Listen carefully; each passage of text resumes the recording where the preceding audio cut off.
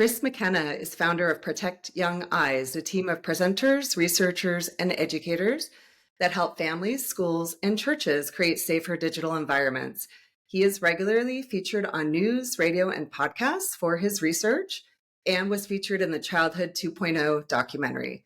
Chris's 2019 US Senate Judiciary Committee testimony was a catalyst for draft legislation and ongoing discussion that could radically change online child protection laws and earn Protect Young Eyes the National Center on Sexual Exploitation Dignity Defense Alert Award in 2020.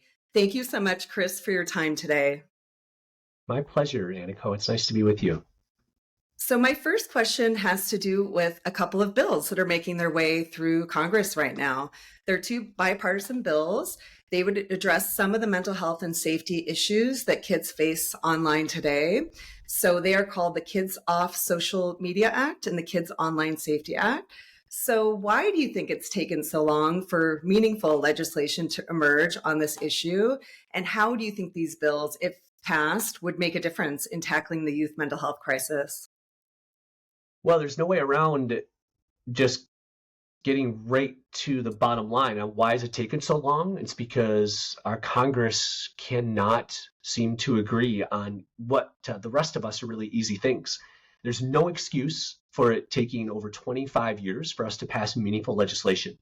I think that shows the divide that we have in the US Congress on what are really common sense ideas, that we should not be treating children like adults when it comes to digital spaces. We don't do that anywhere else in the physical world. Our kids still have to get safety permission signed, signatures if they need to get on a bus to go on a field trip or to watch certain movies. And yet any of them anytime can create any account on algorithmic driven social media platforms. Like, it literally makes no sense when you try to apply the behavior and way we treat our children in the digital world and you turn it into an analog equivalent. And so why has it taken so long? Well, I think you'd have to look every senator and representative in the eye and ask them that question. We've done our part. We've made them aware. We've educated. We've gone to offices, not we as Protect Young Eyes, but all of us, right? So many individuals. They've made, hearing after hearing, and bringing tech company and CEOs in. The time for hearings, Aniko, is over. We know the issue. Let's quit talking about the problem and actually do something meaningful. Now, the couple of the laws, there's a lot of laws that are in different places and subcommittees and committees and markup, and the Senate has a version and the House has a version. So the two that you specifically asked about, the Kids Off Social Media Act, what's significant about this bill that it hasn't gotten a lot of attention is, if I'm remembering the right one, it's hard to keep them all straight, but the Children's Internet Protection Act required schools to do certain things, to keep certain content off of their networks. What this would do is this would extend those same SEPA requirements to all of the technology that schools have, including school-issued devices. In other words, you would lose your federal funding as a public school unless you have the same sort of content and other protections in place on school-issued devices, even when they're off school network. That's what's significant about that bill. And that's a big deal because we all know that around COVID, as a result of COVID and now afterwards, schools hand out Chromebooks and iPads too young to too many kids without any of the protections in place, and without educating parents. And so now parents are stuck during the 17 hours that they have their kid, right, from 3 to 8, with this device issued by the school, which the school has said is necessary for education, that teachers rely on way too much. And I said, parents, good luck, figure it out. We just put 100 million people into the pockets of your kids with access to 100 million places. Good luck figuring this out at home. Now, I'm exaggerating a little bit, but in some situations, that's kind of what happened. And this would say, no, that's not right. It should have never been right, but we're finally going to try to make it right. COSA is the one that everybody's talking about because it's the closest, right? It's passed the Senate. We're trying to get the House to move and to get a vote on it. I think President Biden has already talked very, very favorably about it. We've just got to get it through Congress. So essentially, what COSA would do is it would push a duty of care on covered platforms as defined in the bill, which is social media. and it would force default safety protections, the strongest privacy settings by default. It would also require platforms to mitigate harms related to suicide, eating disorder, substance use, patterns that indicate addiction-like behavior. So having systems in place to identify when certain click or tap or content consumption patterns are indicating a problem and to prompt otherwise, right? So it has a whole list of different practices that would say, hey, when you know it's a child, treat them like a child. Very, very necessary, and it's close. It's the closest of all the bills that are out there, Earn It and others. It's the closest one that we have out there that would really start to change the nature of these platforms where kids are spending time. Yeah. So that brings me, because you started this by talking about how slow the federal government's been, how, we've talked about this enough and it's time to act. And that's good to hear that COSA is getting closer. But that brings me to the states, which I know is where a lot of your work has been. So an increasing number of states are moving to require social media companies to create child safe versions. So that's a little bit what you were talking about with COSA just now. And that's because Washington's yet to act, right? So Connecticut, Vermont, Illinois, New Mexico, Maryland, Minnesota, they're either passed or are working on legislation that would protect kids online through design changes, which is what you were talking about towards the end with COSA. Utah and Arkansas have passed parental consent laws. South Carolina, New York are considering bills that regulate algorithms targeted at minors. And then I think the most famous one that's gotten the most attention is the Florida law. That would have one of the country's most restrictive social media bans for minors and prohibit social media platforms from allowing children younger than 14 to have an account.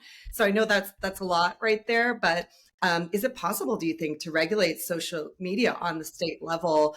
And then the second part of that is, which states do you think are getting it right? Well, I think it's totally possible. There's a lot of complexities that have to be navigated there related to the First Amendment and related to interstate commerce laws. But I think that when crafted carefully, both of those sort of tricky waters, I think we can get it right. So I think Utah is close to getting it right. I think their law that is looking for very similar to Florida, that consent related to certain social media platforms. I think that's the direction to go. I think Florida's on the right path. Honestly, though, I think that it's possible that we're trying to enforce those laws possibly at the wrong level. I think developers have a responsibility to segregate children from adults and to treat children from adults differently and to make certain decisions.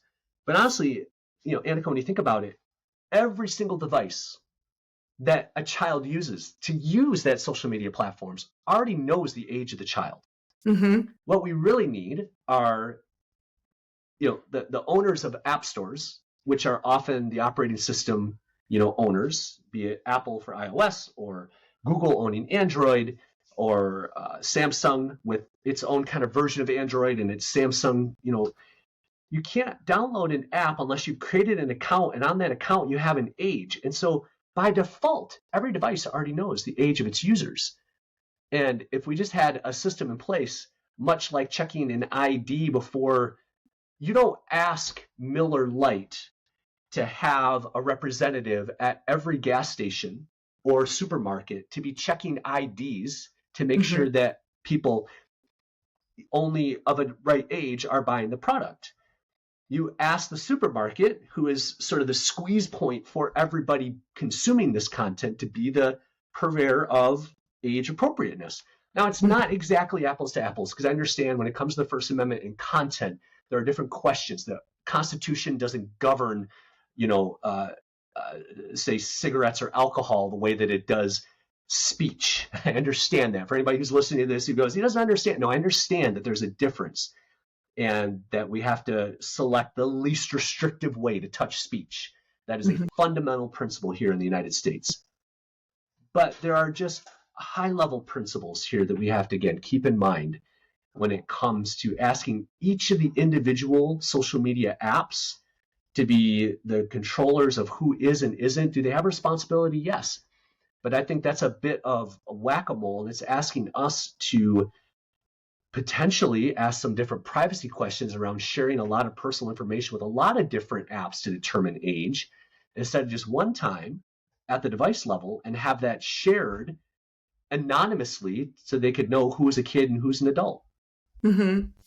And from what my understanding, because I believe this is what Jonathan Haidt is advocating for right now too, right? Are you familiar with this, with his new book? Yes. I mean, Yes. from my We've spoken, understanding, John and I have it's spoken about this. So, okay, awesome. So from my understanding, like you said, it's encrypted, it's non-specific, right? Especially if it happens on that device level. Like it's a win-win. There's no safety issue, there's right. no kid giving away their birth date or anything like that, right? Is that correct?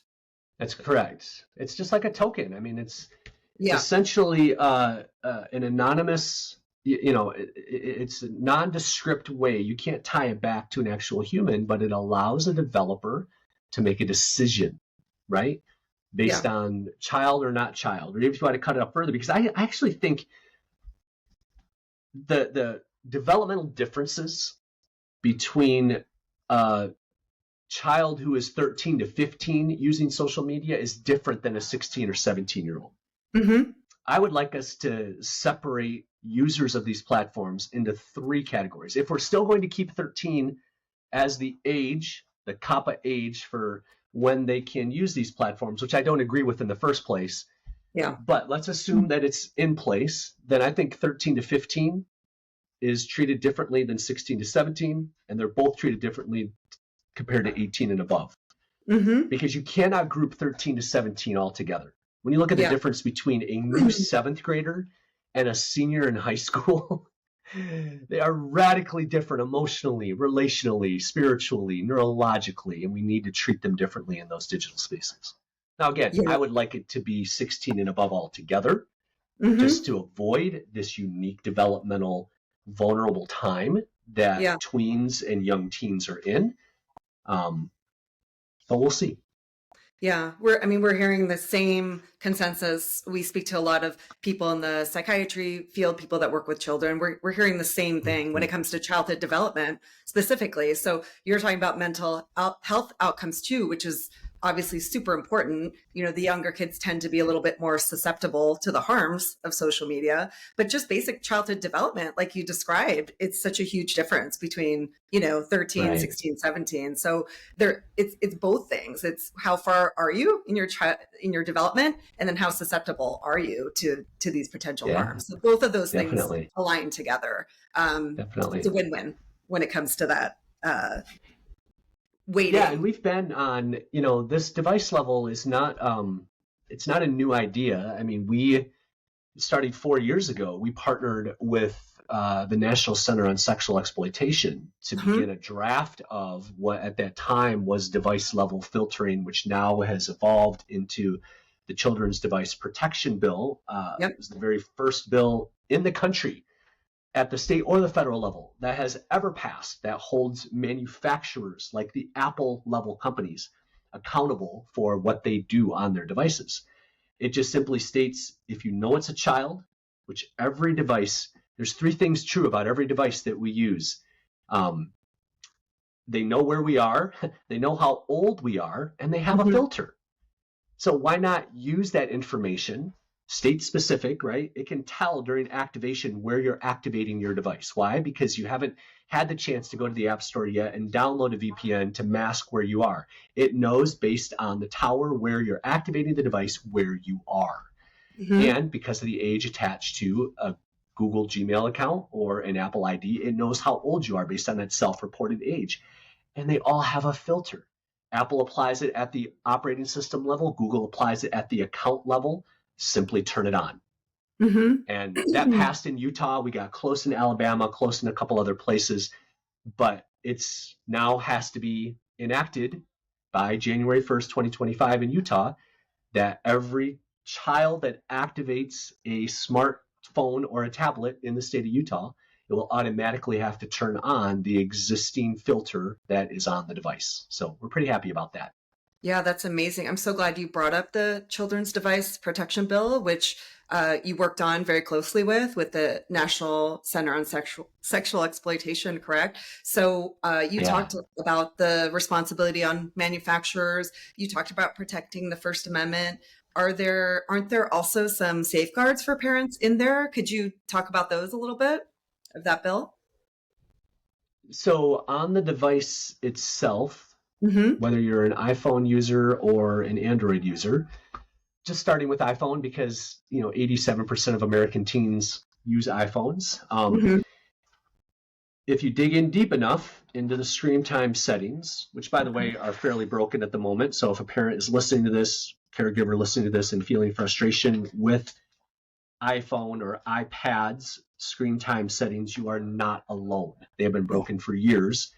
Um, but if you dig deep enough into the content and privacy restrictions and then into websites, there are different boxes that you can check.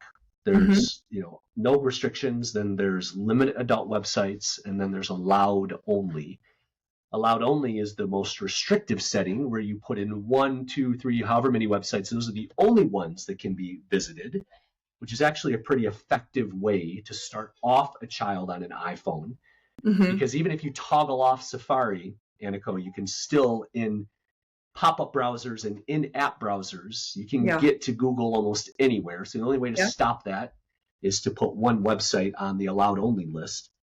But limited adult websites is in iOS world, that is Apple's filter. They have a obscenity, pornography, whatever you want to call it. And I know there's different classifications there. I'm not going to get into the nuance definitionally between those, but they have a very effective filter when it works, when it stays enabled. Apple's Yeah. filter is actually really good, and it's stronger and better than the one that Android uses through Family Link, which are their parental controls on an Android tablet or smartphone that you enable at that Gmail account level.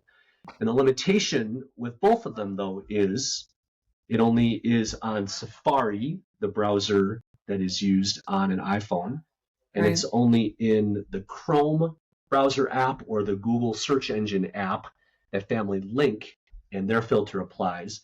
But we recognize those things. It's a start, it's somewhere, it's a step on the path Mm-hmm. that the manufacturing control, the manufacturer controlled browsers and search engines, in the case of Google, would be the ones that this bill applies to. So that's what it does. It would automatically enable those if the Apple ID or the Gmail account is under 18.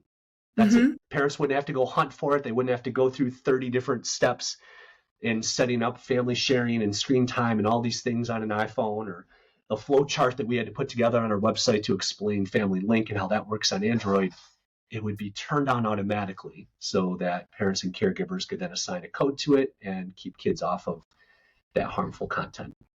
Yeah, I mean, I think what you just talked about hits it right on the head. I do so many parent ads, and you can just see the level of frustration and parents just throwing their hands up in the air. It is so complicated to figure these things out, right? It should be easy. It Mm-hmm. should be the safest as the default, the least addictive as a default. But parents are kind of being forced to go through so many hoops where it doesn't need to be that way, right? I mean, it could be like what you talked about, where we just make it very simple, right? But right now, that's not what we have, and it's just really not a fair fight to parents. So I Agreed. really just love that work you're doing, and I just hope that it spreads to so many other states. So what other states are you working with next? You mentioned a couple, but Yeah, so Alabama, South Carolina, Texas, Idaho, Montana, Indiana, Iowa, Maryland. Sessions kind of ebb and flow depending on who's in session or out. Are they a full-time legislature or part-time? Are they every year or every other year? So just kind of depending on that cycle. Like for example, Texas is an every other year legislature, so they're coming back online for 2025, which means we're proposing legislation now. Montana is also an every other. Utah is every. So it just sort of depends, and having to navigate that cycle. So sure. Okay. So you mentioned online pornography, which obviously is a huge issue, particularly as kids get into the teen years, and more so for boys, although it's both. So according to Common Sense Media Report, and this is from 2023, so very recent, 73% of teens aged 13 through 17 have watched pornography online, with the Mhm. average age for the first viewing being age 12. So this is more of a developmental question, but how do you think exposure to pornography before a child is developmentally ready affects their mental health? Well, anytime you introduce content, whether it's pornographic, violent, mature, shocking, ahead of when a young person has been educated on how to handle it, developmentally, you create neurological chaos and confusion inside of that Mhm. child. Now, pornography tends to poke in an even more aggressive way because it's a super normal stimulus. We're talking deep reptilian brain issues that then connect to the emotional response in the limbic system. But when you're poking around in sex and those areas, now you're talking about things deep down in the development of a child. And so there are curiosities, natural curiosities. But it could be anything shocking that elicits an emotional response. It could be violence, it could be language, it could be any of those things. And if a child is seeing those things for the first time, it is shocking to the system.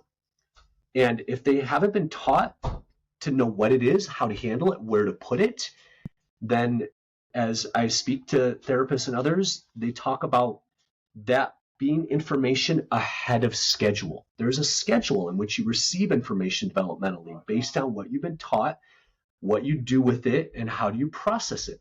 Think about what we do, Aniko, after a school shooting. Mhm. Horrible. What do?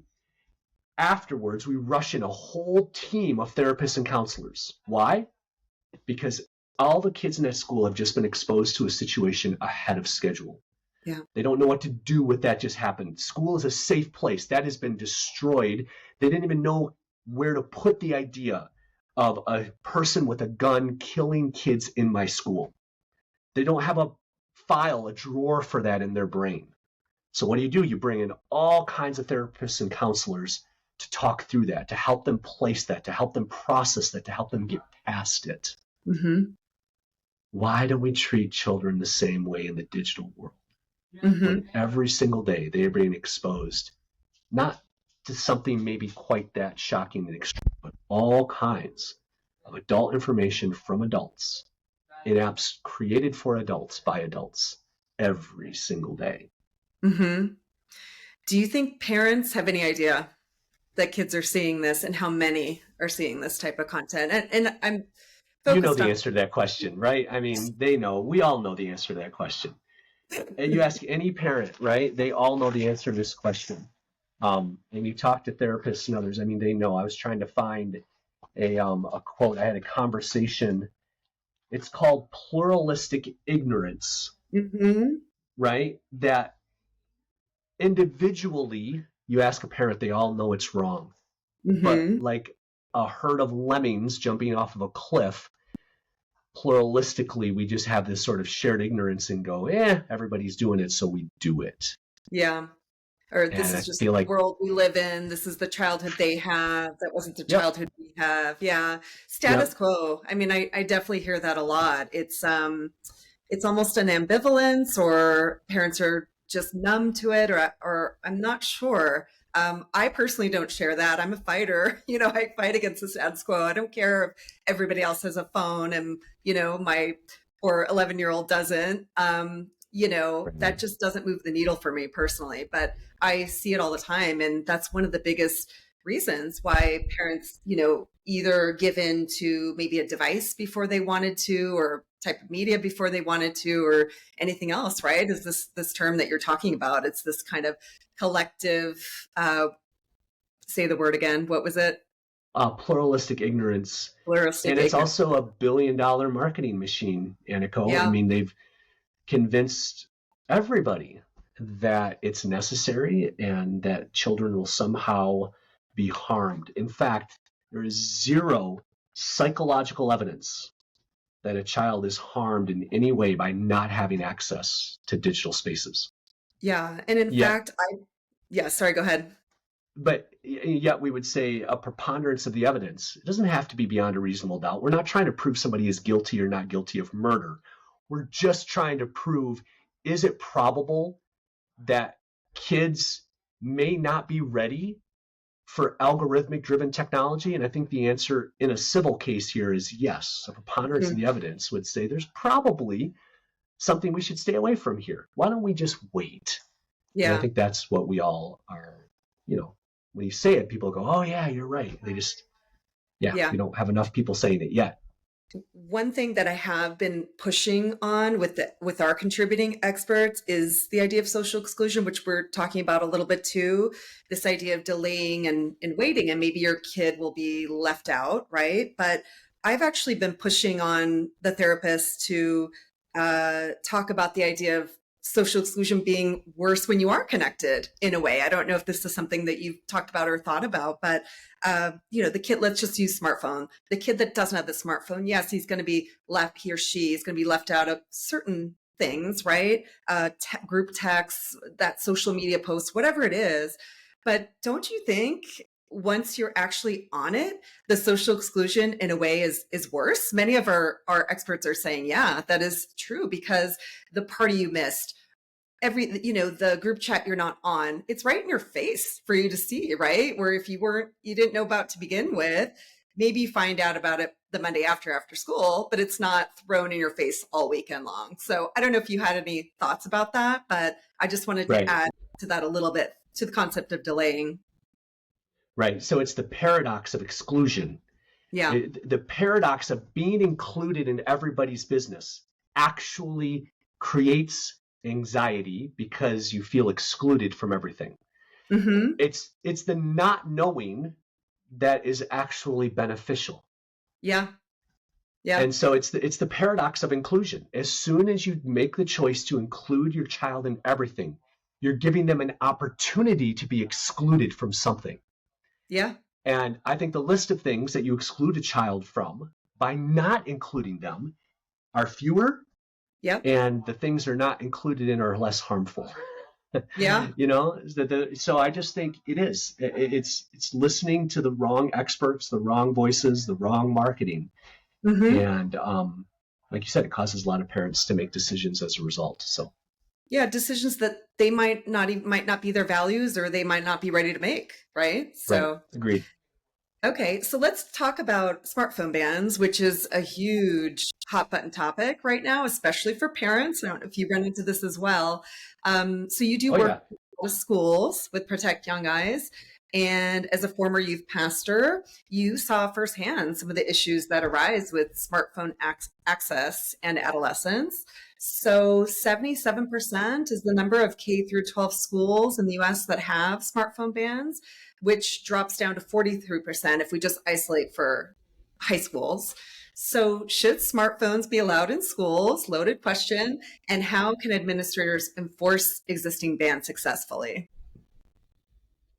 well, anytime you use the word ban, you automatically create bands of supporters and those who will work against you. And it's the wrong word, right? If marketing is what we're up against, then Mm-hmm. we need to market the idea differently. This isn't about a smartphone ban.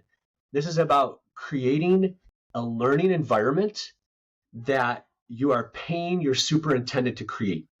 Mm-hmm. If you're in a faith-based private school that has tuition, it's about creating a learning environment that supports the actual goals of the school. Smartphones just happen to be a part of that. But if you look at the mission of the school, whether it's faith-based or not, it's typically around creating certain citizens of a certain caliber that have certain abilities. Whatever comes up against that should be what is mitigated in the world of education. It just so happens that one of the strongest detriments to those things happens to be minors carrying internet connected devices all day long. Mm-hmm. I would say that you also are not supporting the goals of that public or private school with certain uses of school technology in the classroom. You are also not supporting the goals of the school by using certain, quote, ed tech apps that really aren't all that educational, right? the practices of certain teachers who use technology just to keep kids busy. Right? So you could put a whole list of things under the umbrella of what are the behaviors and the patterns that we have as a school that do not support the goals that we have in creating citizens that have certain capabilities and certain attributes. So yeah, smartphones need to be a part of portable electronic devices that are not used for a specific educational purpose have no place in education. The science is clear. I don't even know why we're debating this as a society. We're going to look back and go, what the heck were we thinking? It's like letting, new moms smoke in the neonatal ward. We'll go back and go, what the heck were we thinking? Yeah. And I think we'll be in a similar spot. So if we're going to market this effectively, it has to be about what creates the highest probability of us achieving our educational outcomes, and removing smartphones from the pockets of young humans is definitely one of those things. So I'm hired all the time as a consultant for schools who want to do that.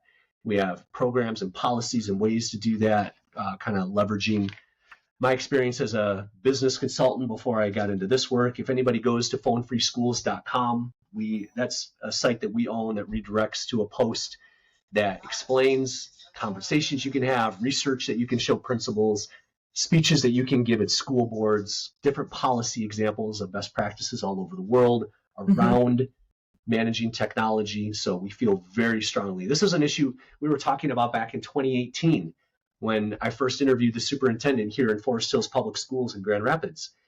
Yeah. Very progressively had already banned, quote, if you want to use that word, he had pulled them out of the school day. This was 6 years ago. He had the foresight to do that. So we've talked and loved this idea for a really long time. Yeah. From my understanding, just with speaking to parents, but then also speaking to the administrators, it tends to be the parents that are ones that push back on, I'd love to rebrand the word ban as well, but let's just say smartphone free schools, right? And they push back because of what we talked about earlier, sadly, which is they want to reach their kid in an emergency, which we all know what they're talking about, thinking about there, which is the school shooting. And then convenience is number two, right? So those are the two things that parents tend to not want to give up. So it often, from what I've seen anyway, it takes a leader or principal, superintendent with the courage, to stand up to the parents, right? And then once everybody does it and sees the benefits, everybody gets on board, but it's just sort of taking that first step. But I do think educating the parents is key, because if you hit them with some of the things you talked about already, the learning distraction, we look at the PISA test scores, which started to decline the same time as the youth mental health indicators in the early 2010s. If you hit them with all the data and explain it, I do think it makes a big difference. I think parents are smart, but they're also afraid, right? So it's sort of shifting that dynamic a little bit is, I think, part of how we can make it successful, number one. Number two, I don't know what you think about this, but I think a self-binding strategy needs to be in place. So, whether it's a Yonder pouch or something that physically removes the device from these kids, they are so alluring. They're so reinforcing. Kids literally can't help themselves if it's in their backpack or somewhere where they can get to it. So I don't know if you have any further thoughts on that, but those are some of the things that, we've been advocating for sure with the school leaders. Yeah, I agree. I think those are great ideas. Okay, cool. So I have a question that touches on spirituality a little bit. So again, I know your background as a youth-based pastor. So I wanted to ask you about this specifically. So we talked about Jonathan Haidt already, his new book, Anxious Generation. He talks about how the phone-based life affects people spiritually. And he says it's by blocking or counteracting spiritual practices and collective experiences. So how do you think modern screen tech is affecting faith? Yeah, John Haidt and I had a good conversation about that. Well, like anything that is intended to consume as much of your time and conscious attention as possible, you're going to miss other goodness in your life, right? It's a distraction from, in my case, say the voice and the nudgings of the Holy Spirit. How can I possibly hear like frequencies on a radio? My 14-year-old son just recently got an old school transistor radio, which he's just fascinated with and trying to find radio stations and stand in certain parts of the house. And he's got some old school friends. A couple of them have them, and now it's this really kind of cool retro thing. How can I be in frequency, right, with that which is often a whisper if the noise of algorithms and the constant pull of an endless scroll is monopolizing my attention? Mm-hmm.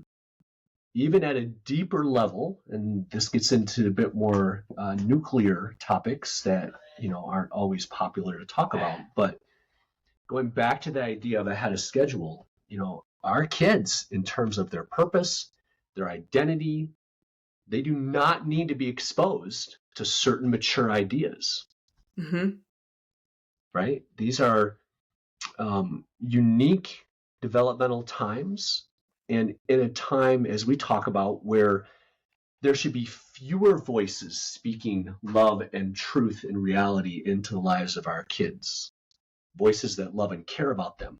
We have given them 10,000 mirrors with 10,000 distorted ideas and opinions who really don't care. Think about the term influencer. It's not caregiver. It's not I appreciate you. It's not it's an influencer. I am trying to change you to be like me. I am trying to convince you to do something you're not already doing to benefit me. It's a selfish manifestation of social media that is intending to take something from you or turn you into something for my benefit. How can that be possibly good for them? Mm-hmm. So I think it's easy to point to, can we use technology in good, God-honoring ways to share the gospel all over the world and to connect with people who we wouldn't have connected with otherwise, to use AI to analyze scrolls that were burned in the volcanic eruption in Pompeii and now know what's being said? Absolutely. These are amazing, but like everything that is good, right? The enemy wants to steal, kill, and destroy. So there, you got me on a bit of a youth pastor bend for a minute there, but that's just the tension of good and evil. And if I were the devil, iPhone is a perfect place for me to do my work Mm-hmm. because it's in the pockets of everybody. So here we go. Yeah, I mean, I framed the question in the context of spirituality, but I think everybody can resonate with those principles that you were just talking about. I mean, that transcends any faith or lack of faith or anything else, right? I mean, Right. even just starting with what you said, which is like the basic lack of time, right? I mean, kids are spending Right. 5 or more hours a day on their devices just on social media. How can you have time to think about or let in anything else, right? Like, I mean, just that alone is huge. So I'm so, and the noisy part of it is also just so important. And that it doesn't matter what faith you are or aren't, those things translate no matter what. So it's so sure. true. Well, Chris, I so appreciate your time today and all the work you're doing. It's just amazing to see how much you're moving the needle on this issue, and just the way that you can connect to young people and older people is just so inspiring. And I really, really appreciate you taking the time. Thank you, Aniko. Great conversation. I appreciate it very much. Thank you.